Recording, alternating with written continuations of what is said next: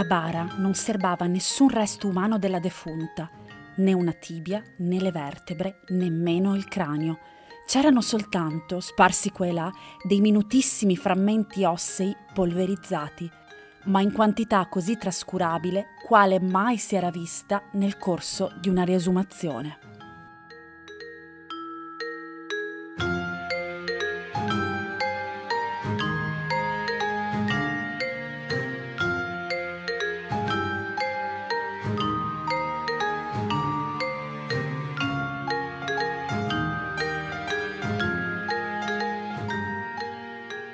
Questo è Camposanto, il podcast dedicato a chi ama i cimiteri. Io mi chiamo Giulia De Pentor e adoro leggere le storie scritte sulle lapidi, osservare le fotografie sbiadite dal tempo, immaginare le vite degli abitanti di queste immense città ultraterrene. In questo podcast vi accompagnerò alla scoperta dei cimiteri che più mi hanno colpito, raccontandoveli attraverso i miei occhi e le mie sensazioni.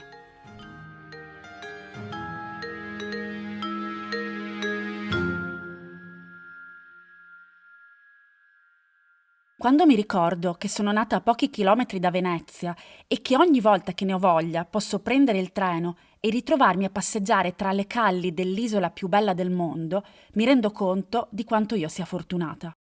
Ci sono persone che vedranno Venezia solo una volta nella loro vita, altre ancora che non la vedranno mai. Io, invece, potrei decidere di andarci anche ora e tra meno di mezz'ora essere già lì. Cosa che, per dire la verità, faccio spesso e che ormai è diventata una piacevole abitudine che ho riscoperto da quando sono ritornata a vivere in Italia dopo tanti anni all'estero. Ci sono, tuttavia, delle cose alle quali non mi abituerò mai. Fin da quando sono bambina, ogni volta che decido di trascorrere qualche ora sull'isola, a prescindere da quello che decido di fare, mi imbatto sempre in qualche leggenda o storia particolare. È vero, forse è anche la mia indole a portarmi a cercare aneddoti inquietanti, però questa concentrazione di fantasmi per un'isola relativamente piccola è davvero sorprendente. Eppure ogni palazzo, ogni campo, ogni calle, addirittura ogni canale ha il suo spettro che lo infesta e che sembra pronto ad aspettare i visitatori e le visitatrici per raccontare la sua storia. L'atmosfera veneziana certamente contribuisce al proliferare di queste leggende. Ogni volta che penso all'isola e alla laguna che la circonda, tutto si ammanta di un'aura di mistero.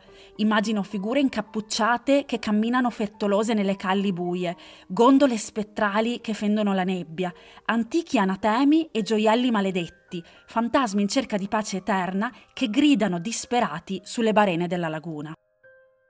Le storie sugli antichi veneziani sono talmente tante che credo sia impossibile conoscerle tutte ed è per questo che ogni mia gita a Venezia quasi si trasforma in un viaggio in una dimensione parallela.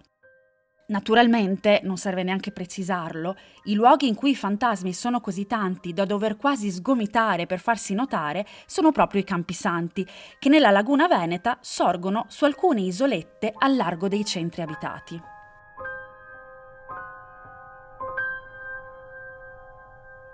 Il primo cimitero del quale vi vorrei parlare lo conoscete bene, perché è stato il primo di cui ho parlato in questo podcast, il cimitero di San Michele in Isola. Vi invito a riascoltare la prima puntata del podcast della prima stagione per calarvi nell'atmosfera di questa puntata. Il cimitero di San Michele sorge appunto su un'isola ed è unico al mondo. Il suo profilo appare maestoso e inconfondibile quando si cammina lungo le fondamenta nuove della città lagunare.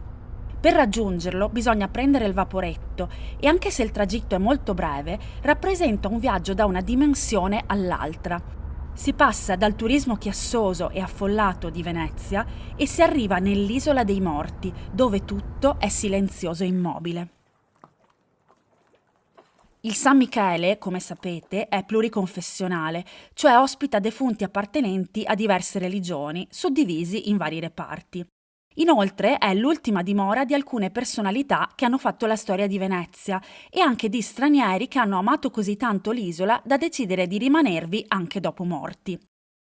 Nella necropoli lagunare, tanto per citarne solo alcune, ci sono le tombe del pittore Emilio Vedova, del poeta Ezra Pound e della sua compagna, la violinista Olga Rudge, del compositore Igor Stravinsky e di sua moglie Vera, dell'impresario teatrale Sergei Diaghilev, dello scienziato Christian Doppler, dell'allenatore Elenio Herrera e di tanti altri. Al San Michele riposa anche Franco Basaglia, lo psichiatra ispiratore della legge del 1978 che ha portato alla chiusura degli ospedali psichiatrici in Italia. Ma non ci sono solo celebrità. Tra i defunti del San Michele, naturalmente, ci sono generazioni e generazioni di cittadini veneziani e su una di loro in particolare gira una leggenda abbastanza inquietante. Sto parlando di Vittoria Gisella Gregoris. La donna nasce nel 1873 in provincia di Pordenone, ma trascorre la maggior parte della sua vita a Venezia, dove si trasferisce quando prende i voti nella congregazione delle suore terziarie francescane di Cristo Re. Suor Serafina degli Angeli, questo è il suo nome religioso, entra nel convento di San Francesco della Vigna nel 1895. La vita della suora trascorre tranquilla solo per pochi mesi, purtroppo. Un giorno Suor Serafina inizia ad avvertire i primi sintomi di una malattia che a quei tempi è gravissima e incurabile, il morbo di Pott, un'infezione delle vertebre che porta gradualmente alla paraplegia, all'immobilità e infine alla morte. Dopo anni di tormenti e di dolore, nel 1935 la suora è nel letto di morte. Le consorelle sono accorse perché si sono rese conto che ormai manca poco e vogliono confortarla e pregare con lei. Suor Angelica, poco prima di esalare il suo ultimo respiro, pronuncia una strana profezia. Se aprirete la mia tomba tra qualche anno, la troverete vuota. Non è raro che le persone in procinto di morire attraversino quella fase che in termini medici viene chiamata delirio terminale, e forse nessuno in quel momento presta molta attenzione alle parole della donna morente. Suor Angelica viene sepolta nel campo riservato alle religiose del cimitero di San Michele e la sua tomba è marcata dal numero 6. La profezia di Vittoria Gisella Gregoris, tuttavia, doveva essere tornata in mente a chi nel 1947 si era occupato di riesumare la sua sepoltura. Stando alle cronache dei giornali dell'epoca, i presenti non erano riusciti a credere a ciò che avevano visto, o meglio, a ciò che non avevano visto. Nella bara della suora sepolta 12 anni prima, oltre a un crocifisso e a qualche brandello di stoffa, del suo corpo rimaneva davvero poco. Troppo poco se si considerano le tempistiche dell'inumazione. I suoi resti consistevano in pochi frammenti ossei. Dov'era finita la suora? Poteva forse la sua salma essersi consumata così in fretta? Forse qualcuno aveva voluto far avverare la profezia trafugando la salma della donna prima dell'esumazione ufficiale? La verità non è mai stata scoperta. Il mistero della fossa numero 6 è destinato a rimanere senza soluzione. Anche se il cimitero di San Michele è e rimarrà sempre il mio camposanto preferito, nella laguna veneziana ci sono 2 luoghi che sono molto inquietanti anche senza il bisogno di aggiunte di leggende e misteri, che pure non mancano. Si tratta dei lazzaretti veneziani, istituzioni della Serenissima nate nel pieno di quella che, con la terminologia che nostro malgrado abbiamo imparato a padroneggiare, potremmo chiamare la seconda ondata dell'epidemia di peste nera che infuriava in Europa da circa un secolo. L'intuizione veneziana era stata semplice e logica ed era stata in seguito esportata e imitata anche da altri paesi. Bisognava a tutti i costi contenere il contagio controllando merci e persone che entravano in città, imponendo quarantene e isolando gli infetti. Il lazzaretto vecchio, nonché il primo lazzaretto della storia, viene costruito nel 1423 su un'isoletta a pochi metri di distanza dalla costa del Lido ed è destinato all'isolamento dei malati conclamati. Quello nuovo, che sorge su un'isola più grande all'inizio del canale di Sant'Erasmo, inizia a esistere nel 1468, quindi circa 40 anni dopo, come isola della quarantena, dove vengono sottoposte a rigido controllo le navi e le merci e dove vengono tenuti in osservazione i casi sospetti. Quindi lazzaretto vecchio per i casi conclamati, lazzaretto nuovo per i casi solo sospetti da tenere sotto osservazione. Ed è proprio tra i ruderi e le ombre di questo secondo lazzaretto, quello nuovo, che in tempi recenti viene fatta una scoperta spaventosa. Durante alcuni importanti scavi archeologici che avevano interessato un'area in cui erano state individuate delle fosse comuni risalenti al XVI secolo, era stato trovato uno scheletro identificato con il numero 6, che subito aveva destato l'attenzione. Parentesi, vi faccio notare che anche la tomba della suora era marcata con il numero 6, ma probabilmente è solo un caso. Torniamo a noi. Lo scheletro era solo parziale, mancavano le gambe, apparteneva a una donna e mostrava un particolare terrificante. La mascella era spalancata e al suo interno, conficcato in profondità, si trovava un mattone. Che cos'era successo a quella donna? Chi le aveva infilato in bocca quel mattone? E soprattutto, per quale motivo? La risposta, come hanno poi spiegato archeologi e studiosi, è logica, ma non per questo meno spaventosa. All'epoca le superstizioni e le credenze popolari non si distinguevano dalla realtà. E in un periodo così drammatico come quello della pestilenza, che stava decimando le persone, la gente andava alla ricerca di un colpevole di quanto stava accadendo. Una piccola avvertenza.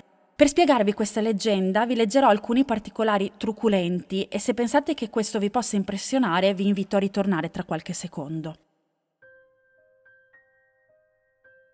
Tra i responsabili della diffusione della peste nera erano stati inseriti anche i vampiri, o meglio i Nachzerer, i cosiddetti masticatori di sudari. Morti solo in apparenza, questi vampiri masticavano il proprio sudario per poter raggiungere il cadavere accanto, nutrirsi delle sue carni putrefatte e tornare tra i vivi per berne il sangue e diffondere così il morbo. Ma come facevano i necrofori a stabilire di trovarsi di fronte a un Nachzerer? In quel periodo di pestilenza c'erano centinaia di vittime ogni giorno. I necrofori quindi erano costretti ad aprire e chiudere di continuo le fosse comuni, assistendo di conseguenza al fenomeno decompositivo dei cadaveri già sepolti, che a ogni apertura ovviamente apparivano diversi.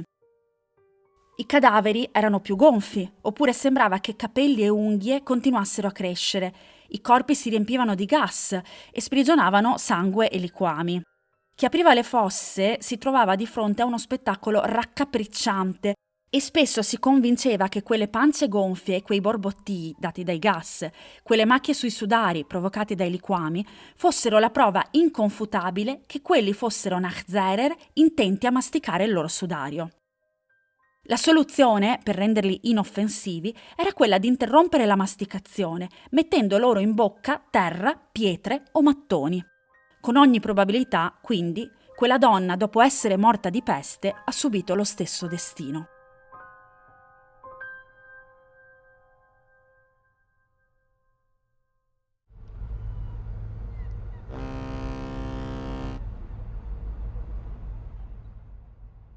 Continuiamo il nostro viaggio verso la parte sud della laguna, dove sorge un'isola il cui nome è sufficiente a far rabbrividire anche i più coraggiosi. Poveglia. Anche quest'isola è stata utilizzata come lazzaretto e luogo di quarantena e poi negli anni '20 è stata trasformata in ospedale psichiatrico. Si dice che su questo isolotto abbandonato e chiuso al pubblico si aggirino diversi fantasmi. Quelli delle persone morte di peste, anche se in realtà sono state ritrovate pochissime sepolture, quelle dei malati psichiatrici, sui quali venivano condotti esperimenti terrificanti, e quello del loro aguzzino, un medico che, infine impazzito, si era ucciso gettandosi dal campanile della chiesa.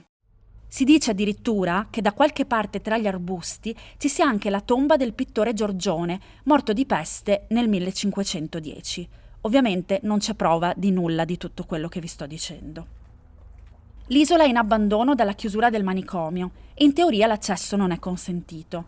Ho detto in teoria perché in realtà le persone ci sbarcano di continuo per poter esplorare quei luoghi pullulanti di storie dolorose. Chi ci è stato mi ha raccontato di una terribile energia negativa e di una costante impressione di essere seguiti e osservati. Chi non ha avuto il coraggio di mettere piede sull'isola e ha deciso di aspettare gli amici in barca, mi ha assicurato di aver visto strane luci e ombre aggirarsi dietro i vetri degli edifici abbandonati. Devo ammettere che nei confronti di Poveglia provo la stessa sensazione di quando voglio a tutti i costi guardare un film dell'orrore che so già non mi farà più dormire per qualche tempo. La temo, ma allo stesso tempo ne sono profondamente attratta. Devo ammettere che anche se solitamente vi parlo solo di luoghi che ho visitato di persona, per Poveglia ho dovuto fare un'eccezione. Per un bel po' di anni la scusa ufficiale è che nessun veneziano di mia conoscenza era disposto né ad accompagnarmi nell'esplorazione né a lasciarmi lì ed aspettarmi in barca. Poi sono andata a Venezia a presentare il mio libro In Memoriam e nel corso di questa presentazione ho ricevuto un invito ufficiale. Tra una cosa e l'altra non ho ancora accolto questo invito. Prima faceva troppo freddo, poi troppo caldo, poi ci sono i tanti impegni, quindi diciamocelo, non ho veramente trovato ancora il coraggio di andarci. Poi penso che lì, nascosto tra gli arbusti, c'è un cippo del 1793 che demarca le sepolture dei morti di peste e che recita Nefodias, vita functi contagio requiescunt. Non scavate, i morti per contagio riposano.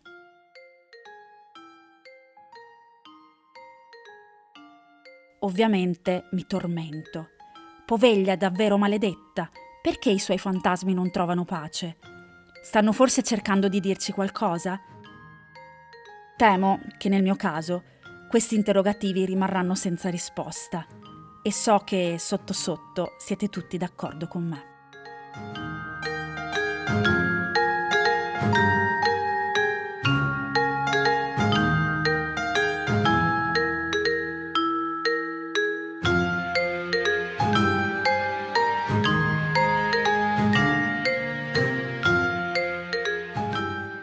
Avete ascoltato Camposanto, il podcast scritto, prodotto e condotto da me, Giulia De Pentor. Vi ricordo che da qualche mese è uscito per Feltrinelli il mio libro In Memoriam, disponibile per l'acquisto in tutte le piattaforme online. Ovviamente, se lo comprerete e mi farete conoscere la vostra opinione, ne sarò contentissima. Intanto io vi saluto, vi aspetto per la prossima puntata, che non so quando sarà, e spero la prossima volta di potervi raccontare la mia esplorazione nell'isola di Poveglia.